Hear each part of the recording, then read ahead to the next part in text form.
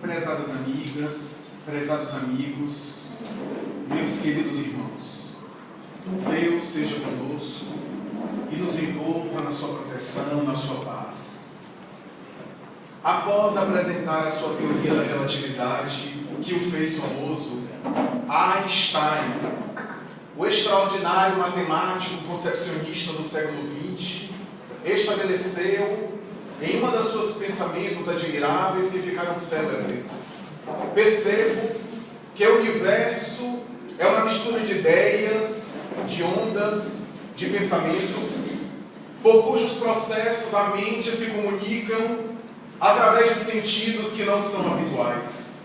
Chego à conclusão, não obstante, que o ser humano é um conjunto elétrico ou eletrônico regido pela consciência. E esta é a minha forma de admitir a conceituação espiritual ou paranormal da realidade humana. Uma dimensão metafísica, isto é, que não se encontra apenas vinculado à dimensão material do ser humano, mas uma realidade que transcende a matéria. Era a forma do extraordinário pai da relatividade restrita e geral admitir uma realidade além da estrutura de ossos, veias, vasos, artérias, órgãos, nervos, que de alguma forma deveria transcender os sentidos ou as percepções materiais e objetivas dos seres humanos. Com toda razão, Albert Einstein assim afirmava: porque quanto mais a ciência avança e à medida que os anos se passam, chega-se à conclusão dessa realidade insofismável, de que a nossa realidade não é apenas aquela que os nossos sentidos grosseiros e limitados conseguem captar. Parece-nos que à medida que a própria ciência materialista avança, parece desconstruir a matéria e ela própria permanece com falta de matéria. Porque à medida que se passa, percebe-se que aquilo que nós conceituamos chamar de matéria nada mais é do que um engano dos sentidos e das percepções materiais. Que nada mais é do que um engodo do nosso aparato sensório e perceptivo. Que a matéria nada mais é do que uma condensação ou resfriamento da energia, dos mecanismos energéticos quânticos, para utilizar de uma expressão das ciências acadêmicas contemporâneas. E na área da pesquisa psíquica, na pesquisa paranormal, chega-se à conclusão que o ser humano é dotado de uma função psi, que elabora os fenômenos psi, a expressão grega psi, tão usada pela antiga parapsicologia, que de alguma forma revela a ideia de que o ser humano tem sentidos que transcendem os 5 sentidos fisiológicos convencionais.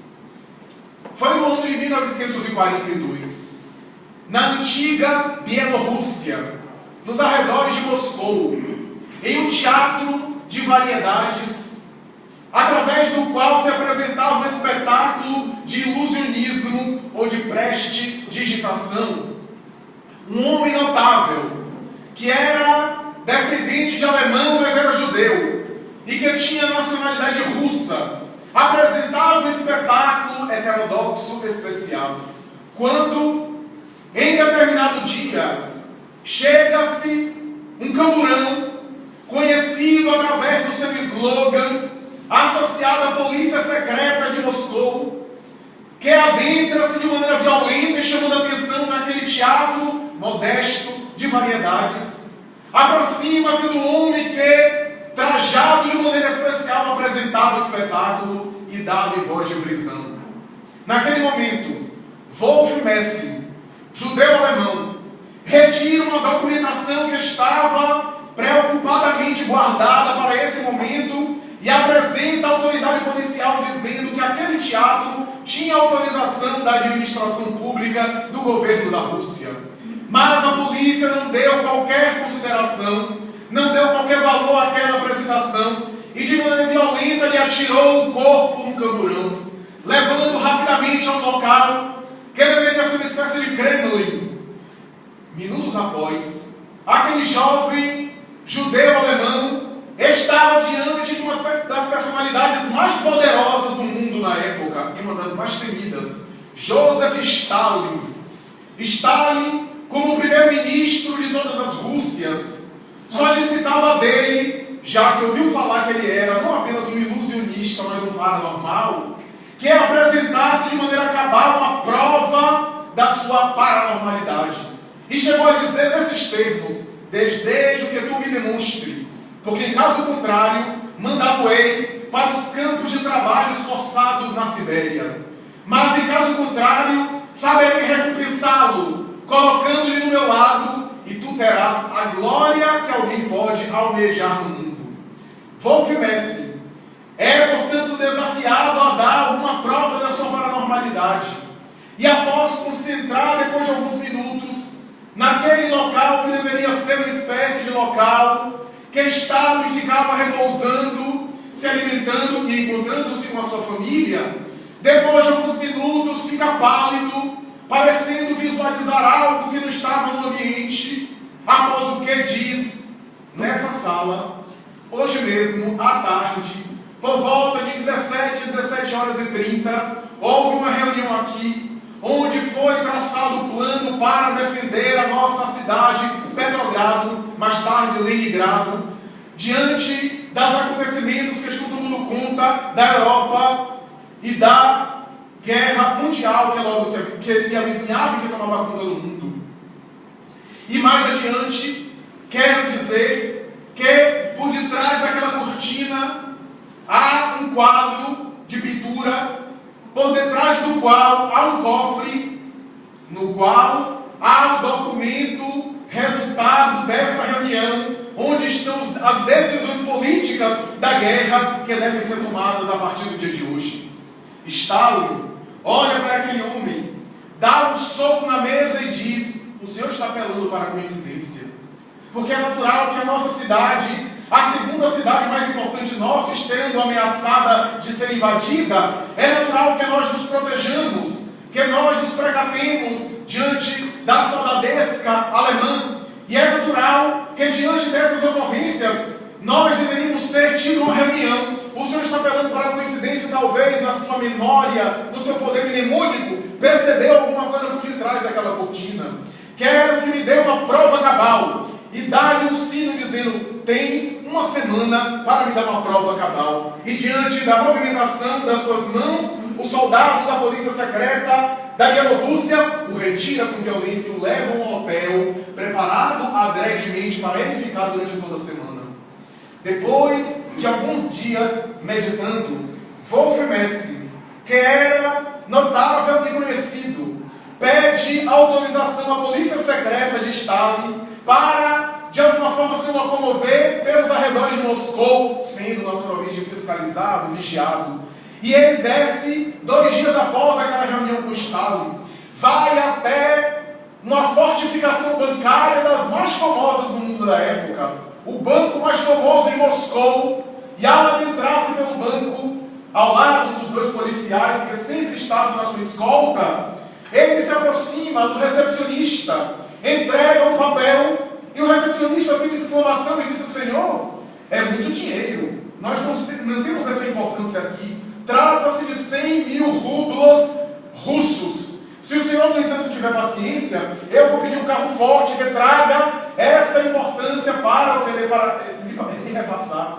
E naturalmente foi tratado de maneira especial pelos recepcionistas ali. E Wolf Messi pediu a testemunha dos próprios soldados para testemunhar, para visualizar aquele acontecimento. Depois de alguns minutos, chega um carro forte com 100 mil rublos que oferece a Wolf Messi. Depois do que, ele pega a maleta com o dinheiro, sai do banco e depois de sair daquela instituição financeira, diz aos 2 policiais: agora voltemos lá. E ao retornar, chega até o recepcionista e diz: penso que o senhor se enganou na minha solicitação. Quero que o senhor verifique o meu pedido, o que eu lhe dei, para naturalmente averiguar. E o homem disse: trabalho aqui há mais de 20 anos e nunca Em nenhum momento eu me equivoquei. Por favor, vá embora, porque tudo foi feito de maneira correta e adequada. E ele então insistiu e disse que se tratava de um engano, de um erro. O homem então contrafeito foi buscar o documento que ele havia oferecido, e quando pega, era um papel de caderno em branco, sem nada escrito de maneira lógica, quase que desmaia do susto. Wolf Messer sorri, devolve a pasta com a importância, e no sábado, último dia das suas experiências, ele sai, pega um táxi, a polícia secreta atrás, vai até a Dacha. A Dacha de Stalin era um local fortificado onde Stalin ficava ali, protegido pela polícia secreta, que ninguém teria autorização para entrar, nem mesmo a sua esposa, mesmo que antecipadamente anunciada, poderia entrar. Considerado na época o segundo local mais seguro e fortificado do mundo. O primeiro eram as reservas de ouro do governo dos Estados Unidos da América. Ele então aproxima-se da Dacha, cumprimenta os soldados que o deixam passar, e ele vai naturalmente rompendo os locais de segurança até acessar o local onde está Stalin sozinho. Ao adentrar-se pelo local, o primeiro-ministro da Rússia tem uma exclamação, aperta um botão, a polícia secreta corre e ele dá uma reclamação dizendo: como os senhores deixam esse homem entrar aqui? Se ele quisesse me matar agora, me mataria sem nenhuma possibilidade de defesa. Como os senhores permitem isso? E ninguém sabia explicar, até que ele perguntou: como é que o senhor assim o fez? E ele disse: muito simples. No dia que conheci o Senhor, eu captei por telepatia que a única pessoa autorizada a entrar aqui era o famoso Beria, o terrível chefe da polícia secreta da Rússia. Então, durante toda a semana, eu fui fazendo um mecanismo de autossugestão. Eu sou Beria. Eu sou Beria. E através desse processo eu passei tranquilamente, as pessoas me reconheciam pela irradiação psíquica que eu transmitia do terrível chefe da polícia secreta. A partir desse período, desse episódio, Stalin elegeu Wolf Messer como seu braço direito, aonde ele iria mais tarde, iria sempre acompanhado por aquele grande paranormal, na reunião de Yalta, onde ele esteve diante de Winston Churchill e de Franklin Delano Roosevelt. Estava ele ao lado de um estranho, que era nada mais, nada menos, do que esse homem que foi uma das mais notáveis carreiras paranormais do século XX. Em 1915, ele era apenas uma criança, um jovem, estava diante de uma personalidade cultural conhecida da Europa e Viena. Era Sigmund Freud, o pai da psicanálise. Freud estava lançando as bases da psicanálise na época e foi naturalmente convidado a examinar a paranormalidade daquele menino, porque Freud, em determinado período, chegou a se interessar pela paranormalidade para depois abandonar. E ao investigar aquele menino de aproximadamente 15 anos, aquele jovem especial, ele faz várias experiências na própria casa, na sua própria residência. Mas uma delas chamou a atenção quando o menino se dirige a uma outra pessoa que estava presente, uma personalidade conhecida da época, se aproxima e diz: me perdoe, mas Mr. Freud está me pedindo por telepatia que arranque um fio do seu bigode. E arrancou. Tratava-se de Albert Schweitzer, o grande idealista, tocador de órgão e mais tarde Prêmio Nobel de 1952.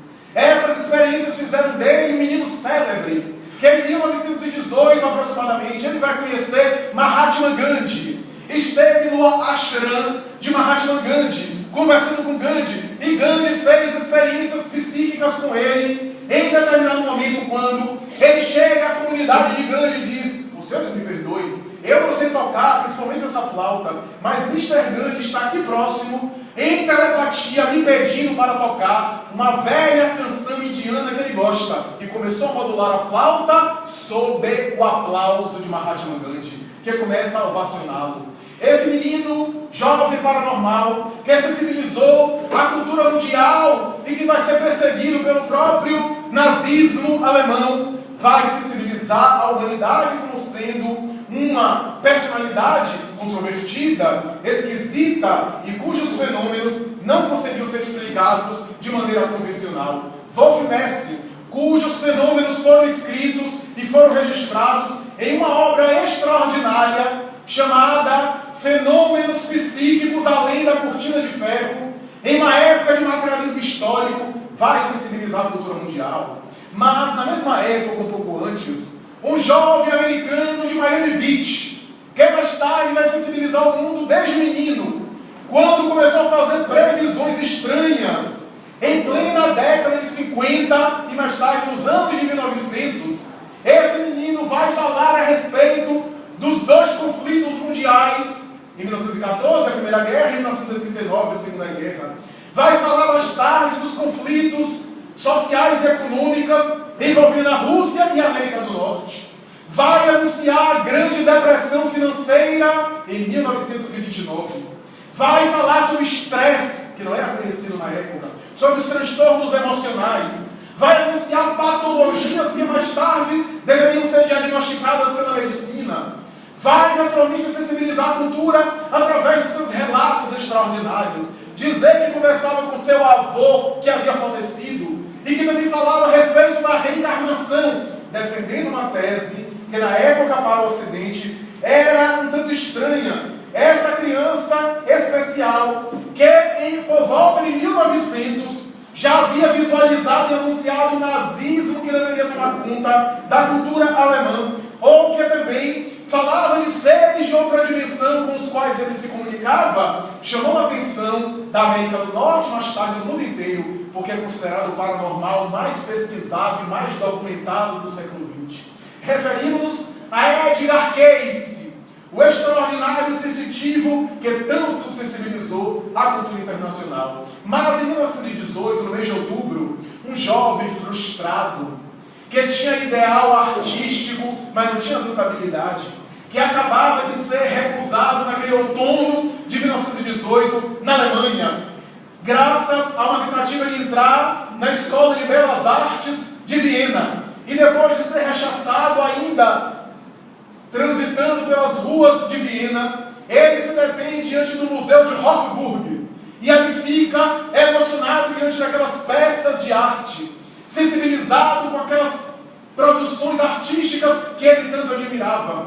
E ali naquele momento, olhando uma e outra peça, ele visualiza uma das peças que tem um misticismo, uma superstição, que envolve uma história antiga e que tem inclusive uma obra a respeito dela. Tratava-se de uma lâmina envelhecida pela oxidação, chamada lança ou lâmina de Longinos, que a tradição dizia pertencer ao soldado Longinos, que com a sua espada introduziu para acelerar a morte do crucificado célebre, através do que acelerou a sua morte na introdução daquela lâmina na região da terceira entre a quarta vértebra direita do crucificado, alcançando os pulmões.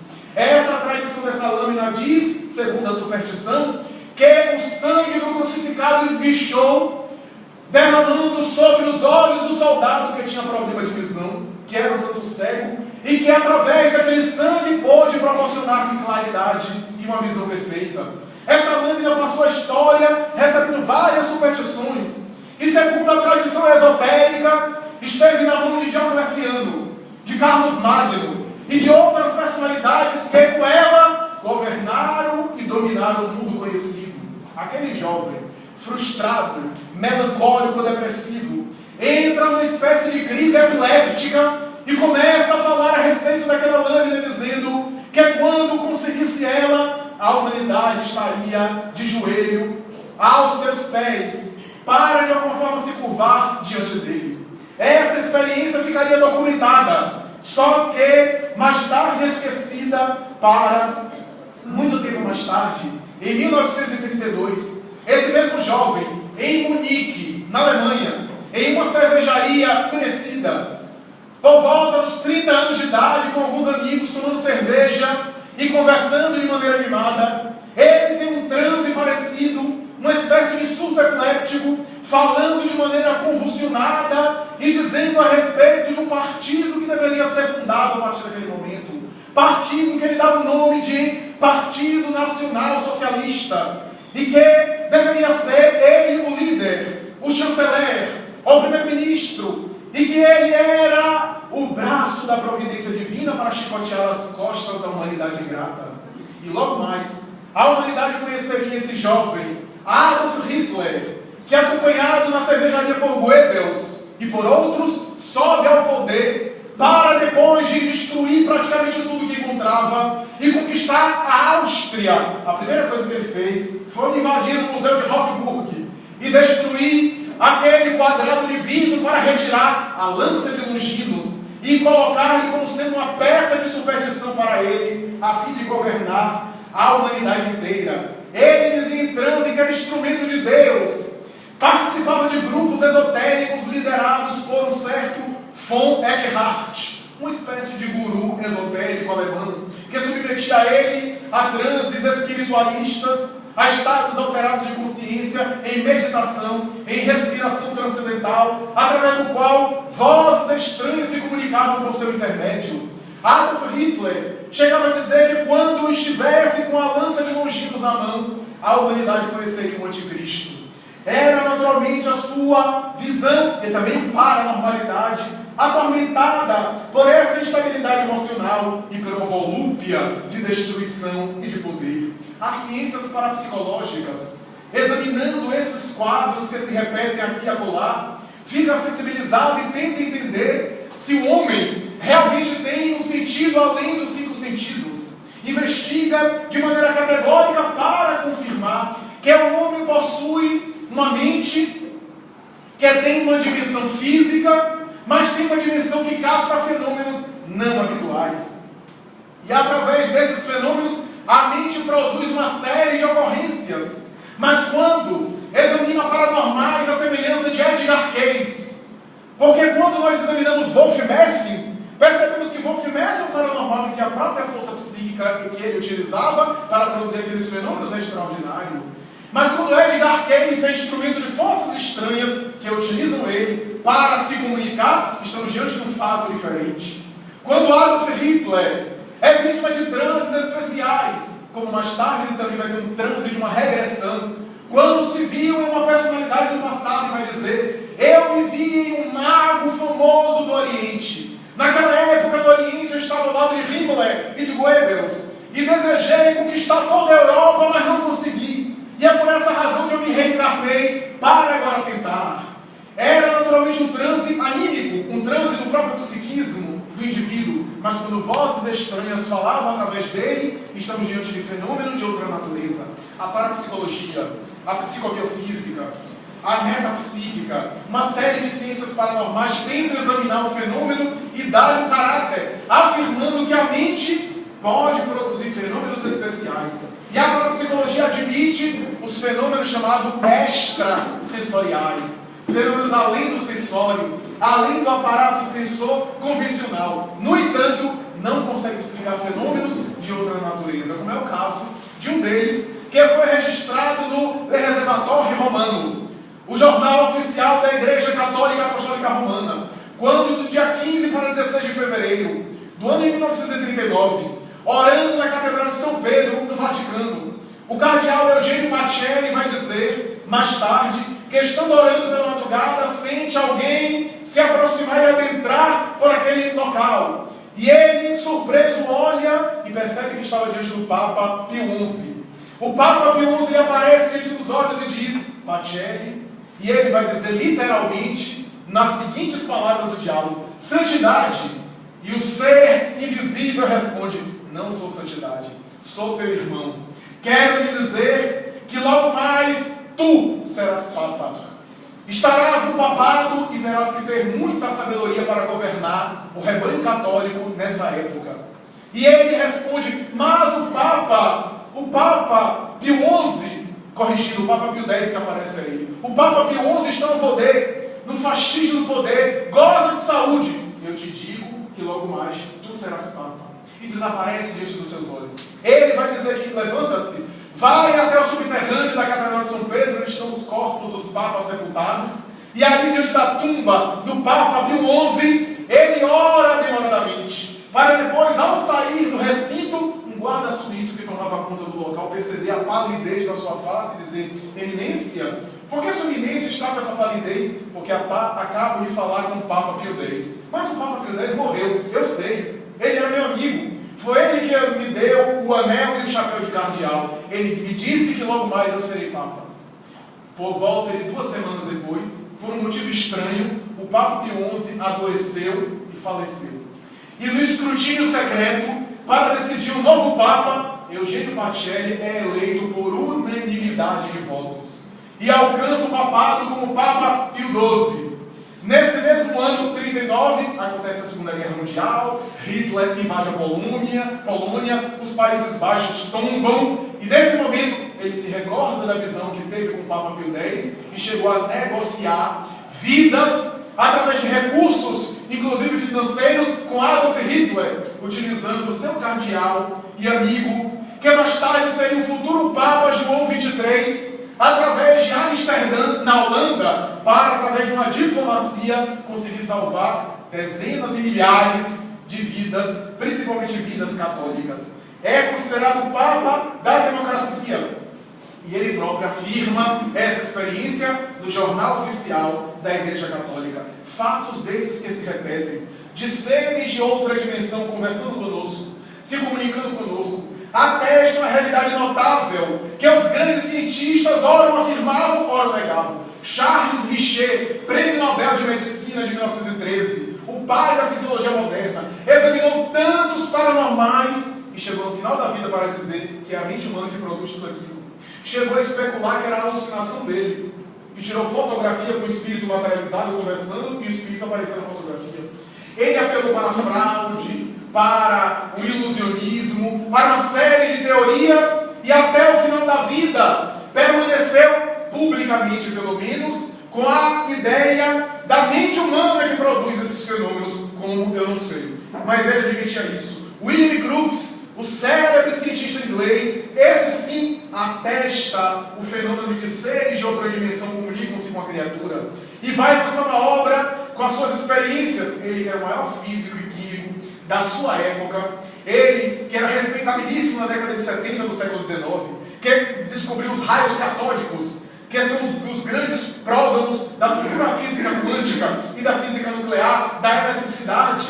Esse homem extraordinário vai dizer diante de uma instituição acadêmica de ciência que os fatos são reais e que ele examinou exaustivamente. César Lombroso, conhecido nas doutrinas do direito, que vai ter uma série de teorias na antropologia criminalista, examina médium Paola Lombroso e vai dizer que depois de muito investigar e submeter ela até em situações constrangedoras e vexatórias, porque ela era submetida a ficar despida e examinada até nos orifícios naturais para saber se ela não havia ingerido alguma coisa ou colocado alguma coisa no tubo digestivo. Ela era despida, amarrada em saco plástico, às vezes amarrada de maneira violenta em cadeira, ao lado e assessorada pela sua filha Paola Lombroso, e seres de outra dimensão se manifestavam enquanto a média estava ali presente diante dos seus olhos. Depois de muitas investigações, ele vai dizer: quando eu me lembro do ridículo, da calúnia, das críticas que os espiritualistas passam, eu coro de vergonha, porque hoje eu também sou espiritualista. Os fatos me venceram. Arthur Conan Doyle, o notável escritor e autor de Sherlock Holmes, vai pesquisar uma série de fatos e paranormais do século XIX para dizer: é inegável, os fenômenos mediúnicos espirituais são autênticos. Mas vai ser Allan Kardec, que acima deles, com uma pesquisa racional e lógica, com uma prudência incomparável e com um método inigualável, investiga a realidade espiritual para demonstrar que os seres de outra dimensão se comunicam conosco. Ele vai utilizar a premissa científica de que todo efeito vem de uma causa. Toda causa produz um efeito. Logo, todo efeito inteligente vem ou provém de uma causa inteligente. É que vale dizer que os seres de outra dimensão que se manifestam não podem ter uma causa não inteligente. Porque ao se manifestarem, eles trazem conhecimentos, às vezes conhecimentos acima de nós, acima da nossa capacidade, das pessoas presentes que visualizam e acompanham o fenômeno. Fenômenos que transcendem a nossa capacidade. Às às vezes informações de outros idiomas, Allan Kardec vai dizer que esse efeito inteligente é porque provém de uma causa inteligente. E examinando a mediunidade, termo que ele utilizou, médium, expressão em latim, que significa aquele que está no meio, ele vai dizer que é aquele sensitivo, que no passado era chamado de profeta, bruxo, feiticeira, pitum, pitonisa, guru, sibila, hierofante, rishi. Ao longo da história da humanidade, os nomes foram variados, mas a essência era a mesma. Ele preferia a expressão médium, aquele que está no meio do plano físico e o plano psíquico ou espiritual. Vai dizer que os médiuns são sensitivos através dos quais os espíritos se comunicam. E os espíritos, assevera Allan Kardec, nada mais são do que as almas dos homens que viveram na Terra. As almas das criaturas humanas que estiveram na Terra. E vai naturalmente estabelecer a doutrina espírita, através de toda uma lógica didática sistemática. Em O Livro dos Espíritos ele chega a interrogar, no item 459, os espíritos interferem em nossas vidas, em nossos pensamentos e em nossos atos? E a resposta é sintética, muito mais do que imaginas. Interfere a tal ponto de serem muitas vezes eles, os espíritos, que vos conduzem. Essa informação faz com que Allan Kardec se interesse pelo assunto, desdobre os ensinamentos e mais tarde lance uma obra denominada Guia dos Evocadores. Mais tarde ele muda o nome, Roteiro de Espiritismo Experimental.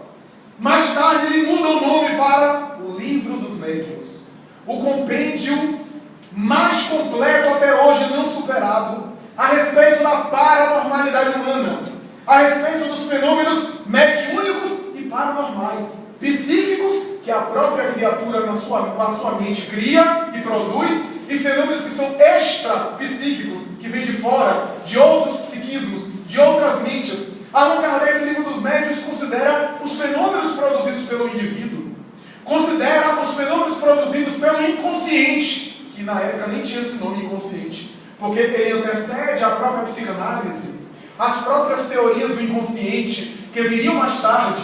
Allan Kardec considera que o próprio psiquismo do indivíduo pode produzir alguns fenômenos, mas há outros fenômenos que não podem ser explicados pela produção da mente do indivíduo, e somente através da ideia dos espíritos para nós entendermos esses fenômenos. Em O Livro dos Médiuns, o primeiro capítulo já é um desafio, porque o capítulo, ao invés de ser uma afirmação, é uma pergunta.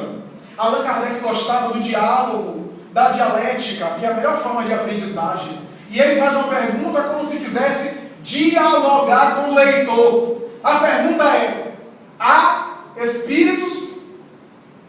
E através do diálogo no próprio texto, ele dialoga com o leitor se existem ou não existem espíritos. E através de uma lógica, de um raciocínio, ele conclui: há espíritos. E passa para a teoria e as possíveis explicações do fenômeno. A mente humana, a fraude, o charlatanismo, o ilusionismo, um fenômeno fisiológico que produz aquelas ocorrências, o fenômeno da mente humana, as teorias religiosas de que é o diabo, de que são entidades satânicas. Ele examina todas as teorias e explicações possíveis para dizer que somente a explicação espiritual e espírita particularmente para conseguir dar conta do fenômeno. Mais tarde examina os tipos de fenômenos. Fenômenos de efeitos físicos, fenômenos de efeitos inteligentes.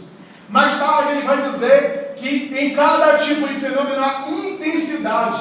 Fenômeno consciente, semiconsciente, inconsciente, mecânico, semimecânico, intuitivo, e assim por diante, catalogando os variados tipos de mediunidade e de paranormalidade humana. E no capítulo 14 dessa mesma obra, O Livro dos Médiuns, no item 159, ele vai dizer: todo aquele que sente em um grau qualquer a presença dos espíritos é, por esse fato, médium.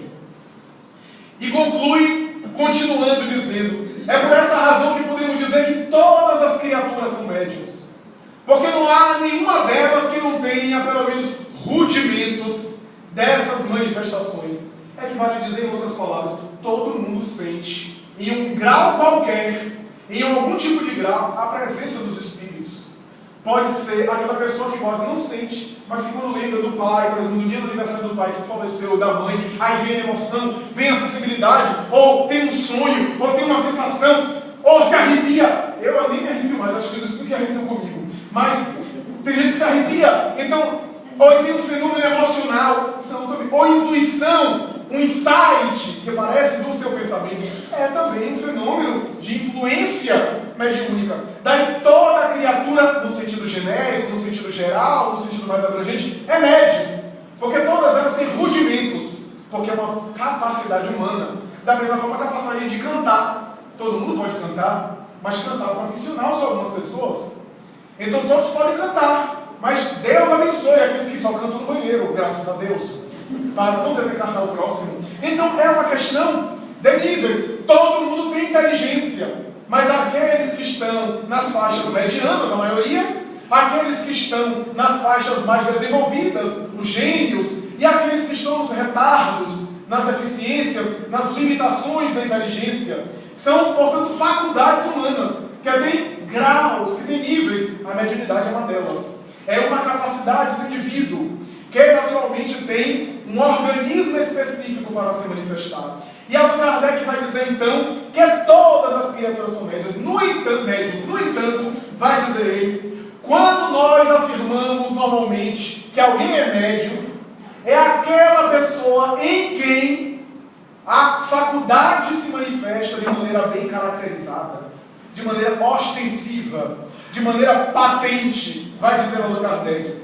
É o médium que psicografa, que psicofoniza, que é evidente, que é clareaudiente, que tem uma intuição bastante acentuada. Mas Allan Kardec vai mais além para dizer que através da mediunidade surge uma série de fenômenos, surge uma série de conceitos e de ideias que são mais importantes do que a mediunidade. A mediunidade é um fenômeno. A comunicação dos mortos, aspas, que são vivos e que se comunicam conosco, é uma realidade que nos prova a vida imortal, a vida espiritual. Mas mais importante do que a mediunidade são os relatos, os depoimentos e os conteúdos para a nossa vida dos conceitos mediúnicos. De que adianta, diz Allan Kardec, que o indivíduo comunicar-se com os espíritos se essas mensagens não tornam o indivíduo uma pessoa melhor? De que adianta ele ter contato direto com seres já em túmulo, se isso não o torna uma pessoa mais evoluída, uma pessoa mais bondosa, uma pessoa mais generosa, uma pessoa mais compreensiva, mais tolerante? De que adianta a crença nos espíritos se isso de nada muda na vida da criatura? A mediunidade, a comunicação com os espíritos vem demonstrar que a morte é um passaporte para a vida. E cada um desperta além do túmulo conforme viveu na vida material. Aqueles indivíduos que cultivaram a perturbação vão ter a perturbação no além. É aquilo que procuraram mentalmente, vão despertar perturbados. Aqueles que cultivaram o bem e a paz vão ter o bem, a paz e a plenitude na vida espiritual. É apenas uma consequência daquilo que o indivíduo cultivou, daquilo que o indivíduo pediu. Daí a mensagem evangélica: pede e obtereis. Batei na porta e ela abre-se-vos-á. Buscai e achareis. É a mensagem evangélica, que nós pedimos mentalmente a lei de causa e efeito. De acordo com as causas, nós temos efeitos correspondentes. É a lei de ação e reação, que Jesus colocou de maneira sintética: a cada um segundo suas obras. A cada um segundo suas obras. Porque a morte não muda a pessoa. Cada pessoa desperta além do túmulo com a sua idiosincrasia, com o seu caráter, com as suas virtudes e com os seus defeitos, com as suas perturbações. A pessoa desperta da mesma forma, com as mesmas características. Eu me recordo de Ivone Pereira, na obra Recordações da Mediunidade. Ela, com a sua mediunidade notável, percebeu em desdobramento do corpo, na saída astral do corpo, uma entidade espiritual que se encontrava em uma casa já abandonada e que teria sido uma casa no passado, uma casa senhorial, e que mais tarde pertenceria ao Senhor, de epiderme negra, que era vítima de muito preconceito, de muita intolerância na época, e por causa de uma dívida, esse senhor foi praticamente expoliado, retirado seus bens, e ele deprimiu, adoeceu e morreu. Ela que havia visitado essa residência, na qual já moravam outras pessoas, ao sair da matéria, percebeu aquela entidade presente naquela residência, e ficou profundamente apiedada com a compaixão daquele ser espiritual, com as pernas inchadas, porque havia desencarnado de problema circulatório. As pernas tinham como se fosse elefantíase, e ela desdobrou, chegava próximo dele e conversava com ele. Pedrinho era o apelido que ele lhe dava. O que é isso? E ele diz: eu estou aqui porque eu estou defendendo minha casa, minha residência. A ignorância do espírito não percebia que havia outros moradores já. Eu estou aqui porque eu estou protegendo minha residência, porque fulano de tal me traiu, você não sabe como eu fiquei doente. Eu não posso nem ir para o hospital, porque eu tenho que defender minha casa só depois de vender minha casa. O espírito anula a lei, ele querendo vender a casa. E aí Ivone Pereira conversou com um mentor espiritual interessado, e o mentor disse: já tentamos de tudo, então teremos que tentar agora uma emergência, uma estratégia de sutileza, de jogo de cintura. O espírito então se materializou de uma forma perispiritual mais densa, como se fosse um homem também da época, com chapéu, naturalmente volumoso, com uns palitos de árvore seca na boca, com a expressão do antigo matuto da roça. Se aproximou e disse assim: o senhor é fulano de tal? Sim, sou eu. Eu estou interessado em comprar uma propriedade por aqui. E estou interessado em conversar a respeito da negociação com você, porque de todas as casas, essa que fica mais perto do estrado do Engenho Velho, e a mim me interessa muito adquirir sua propriedade. Eu ouvi falar que o senhor está querendo vendê-la e eu quero comprar. Qual é o valor? E ele dá o valor, o espírito tira notas de dinheiro do bolso e entrega, e ali o espírito fica profundamente reconfortado, conseguiu vender. E eles: olha, já que você está doente, vai ser bom para mim, vai ser bom para você. Para mim, porque eu quero a casa. E para você, naturalmente, porque você vai ter o dinheiro para agora se cuidar, e depois você adquirir uma propriedade, porque você não vai ter condição de cuidar da agricultura assim, dessa forma. Então fique em paz. E a escritura? Não, a escritura não precisa agora não. Depois a gente dá conta da escritura. O importante agora é eu habitar, porque eu tenho necessidade de habitar a casa, e você ir para o hospital. E ele foi cambaleando e começou a sentir sono. O sono reparador que os espíritos em atendimento começam a sentir. Adormece para ir para o hospital. Só que o hospital que ele acha não é o hospital que ele vai ser levado. É o hospital que ele vai despertar nas colônias, nas regiões espirituais, para ser tratado e lentamente ser naturalmente direcionado para perceber que já se encontra no mundo espiritual, para não ter nenhum choque. André Luiz narra um caso semelhante na obra Os Mensageiros, quando uma senhorita desencarna está no necrotério, presa ao corpo, já tinha desencarnado um bom tempo, e o noivo dela, que havia desencarnado muitos anos antes e que permaneceu ligado ao seu coração, estava ali do lado do cadáver e do lado dela. E ele disse: fulana! Ela entrava em pavor e fechava os olhos. E André disse: que coisa curiosa, os amores se encontram no além e não querem ficar se amando agora. O noivo que havia desencarnado há tanto tempo, que esperava tanto ela, e agora ela desencarna, quer se encontrar, ele com saudade e ela com medo dele ali. Mas as crenças que ela tinha a respeito da morte, dos seres mortos, etc., quanto faz falta a doutrina espírita. E ali presa ao cadáver, até que um mentor espiritual, um dos mentores, disse assim para o noivo: um momentinho, você vai cuidar dela logo mais, quando ela já estiver situada em uma colônia, em uma região espiritual, mas por enquanto ainda não. Um momentinho que vamos tentar naturalmente ajudá-la. E pediu para ele se afastar, e o mentor espiritual se aproximou, trajou uma roupa adequada e disse: fulano sou eu, doutor fulano de tal. E a senhora disse: ai, graças a Deus, doutor, eu estava aqui, você sabe, eu estou no hospital, estou recebendo tratamento, e de vez em quando eu estou vendo meu noivo defunto há muito tempo, falecido há muito tempo, eu não gosto dessas coisas de fantasma, e ele de vez em quando me apareceu, eu sei que é um pesadelo, graças a Deus eu acordei desse pesadelo, graças a Deus eu já despertei, eu estou bem. E ele disse: é mesmo, agora descanse, porque você está tendo muito pesadelo, vamos descansar um pouco mais, e eu vou deslocar você daqui para outro hospital, tá certo? Tá certo, eu vou com o senhor. E foi. E aí André diz: agora lá o noivo vai aparecer a ela, lentamente, para ela perceber, porque a morte não muda ninguém. Cada um desperta com a sua realidade, com seu patrimônio específico. Naturalmente que a comunicação dos espíritos para com os homens tem um objetivo, que é mostrar que nós não somos um corpo com um espírito, mas somos espíritos que estamos temporariamente carregando um corpo que mais tarde vai deixar de funcionar. É a realidade de que vamos partir. Mas será mais tarde qual é a criatura que não sabe, aliás, que vai partir? Ah, eu sabia, nunca foi avisado. Todos nós sabemos. Todos nós temos a noção. E devemos nos preparar para isso, porque é uma fatalidade biológica. Mas a gente acha que a gente só vai morrer quando estiver bonitinho, deitadinho, tomando água de colônia parisiana. Aí a gente vai morrer. Não, a qualquer momento a gente pode ser alcançado, a gente pode ser convidado pela morte. O espírito Joana de Ângeles costuma dizer: treina de vez em quando, psiquicamente, em relação à sua desencarnação. É que vale dizer, não é fazer um culto mórbido da morte, não é fazer um culto terrível da morte, mas de vez em quando pensar como é que eu viria se eu partisse hoje.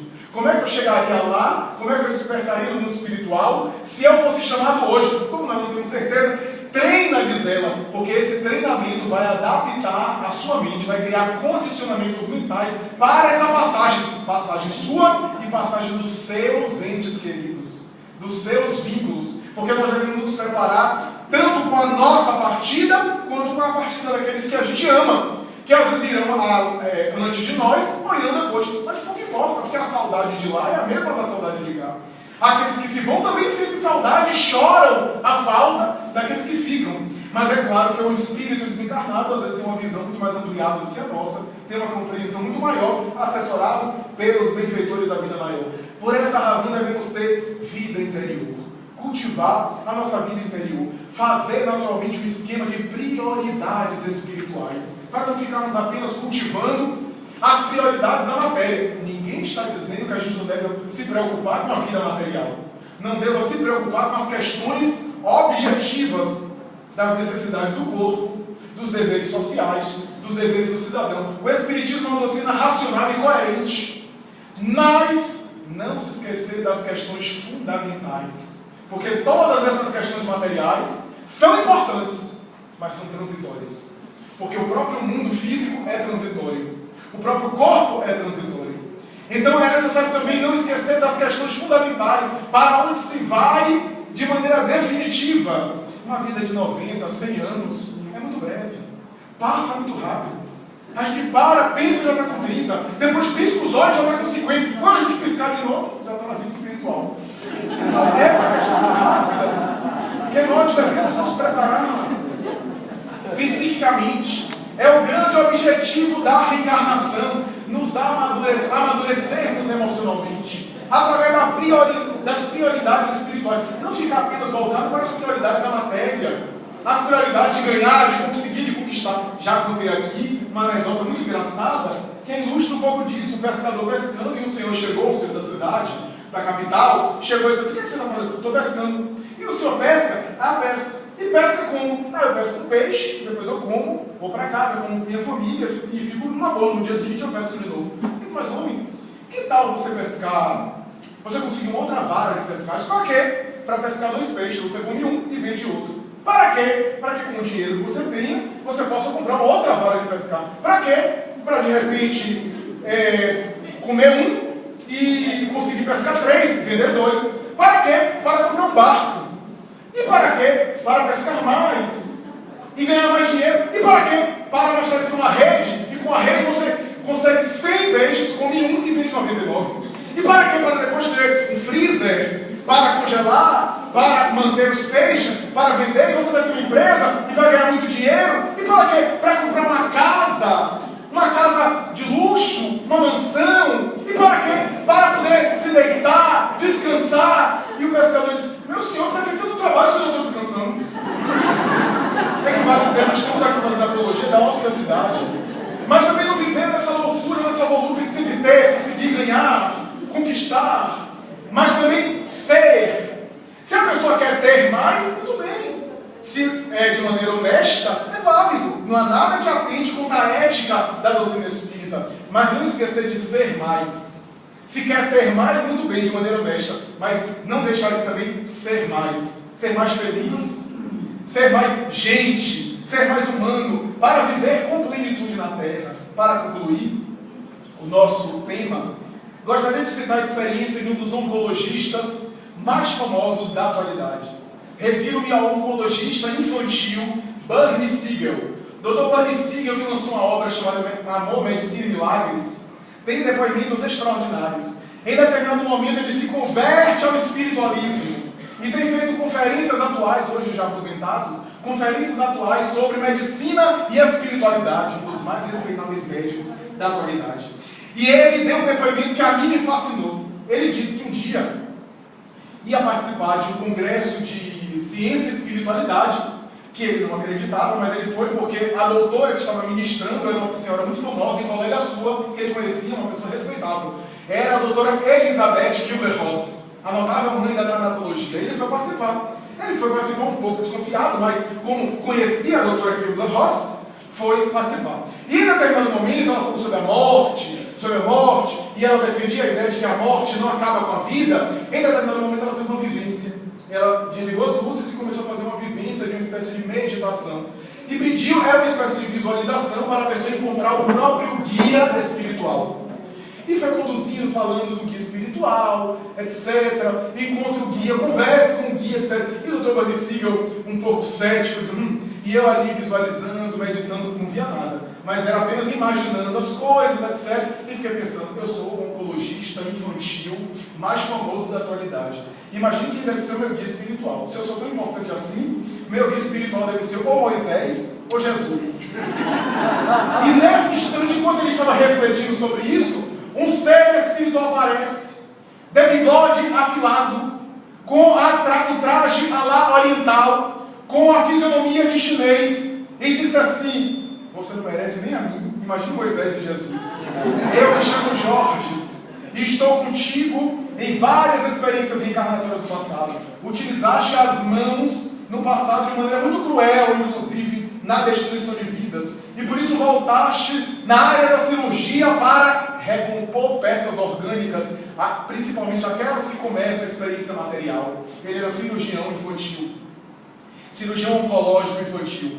E então, Jorge disse: eu sou seu guia espiritual, estou sempre contigo, assessorando, embora só agora tens a oportunidade de me visualizar. E desapareceu. O Dr. Bernie Siegel ficou totalmente desconcertado. Ele vai dizer publicamente: eu disse, meu Deus, eu estou precisando de um psiquiatra? É uma alucinação?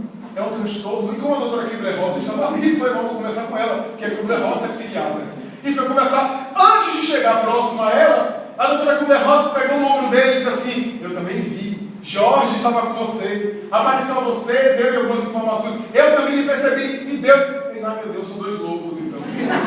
Esquizofrênico, psicótico, seja lá o que for, nós estamos todos estamos na mesma área. E ficou nessa conjuntura. Passaram-se alguns dias, ele procurou esquecer, porque era muito resistente, procurou esquecer. Estava num congresso de oncologia e fez uma conferência que ele próprio disse: meu Deus, eu superei as minhas expectativas com a conferência que eu fiz, e uma aluna sua se aproximou e disse: doutor Bernie Siegel, o senhor é fantástico, mas hoje o senhor se superou.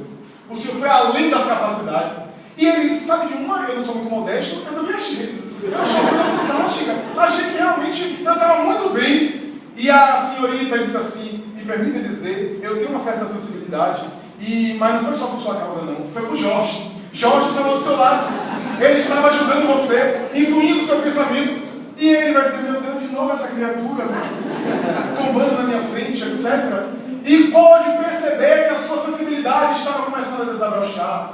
Fazendo o silêncio interior, nós escutaremos a presença espiritual. Mesmo aqueles que não são médiuns, mesmo aqueles que não têm sensibilidade ostensiva, se fizermos silêncio interior, perceberemos. Talvez não escutaremos de maneira ostensiva, mas perceberemos as presenças dos seres de outra dimensão, de seres espirituais ao nosso lado, de seres que nos amam, que nos assessoram. E ele vai dizer: eu me deslumbrei com a vida espiritual, e a partir daí comecei a dizer para os pacientes oncológicos que estavam morrendo: isso aí não é um fracasso não, você vai viver, logo mais você vai despertar, você vai para o hospital, vindo enfermeiro, só que o enfermeiro é diferente para lhe pegar. O diretor do hospital chamou ele e disse: o senhor está louco.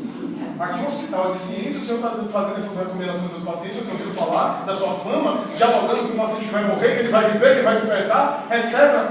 E ele diz: eu sou honesto, eu falo o que eu acredito. E eles, mas aqui no hospital não pode, então me demita. Eles dizem, você está louco? O seu cirurgião mais importante aqui, o médico mais conhecido, eu vou me demitir, então vai ter que me engolir, não era Zagallo, mas tinha que engolir. Então, e ficou até se aposentar. E ele vai dizer, mas o que mais me impressiona não são as comunicações dos fenômenos, são o que os fenômenos nos dizem à alma.